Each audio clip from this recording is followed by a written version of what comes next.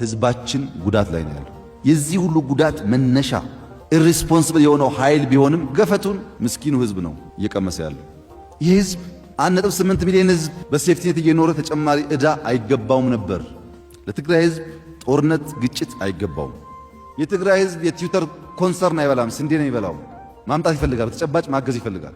ያልተገደበ አክሰስ ካልተከፈተ ተባለ። እሺ ከፈትን ካልን በኋላ እንደምታዩት በትዊተር ኮንሰርን አያስፈልግም፣ በተግባር ማገዝ ነው የሚያስፈልገው። 70% መሸፈን ብቻ ሳይሆን የኢትዮጵያ መንግስት ከኦፕሬሽን በኋላ ከ40 ቢሊዮን ብር ወጪ አውጥቷል። ከ1 ቢሊዮን ዶላር ያላነሰ ገንዘብ አውጥቷል።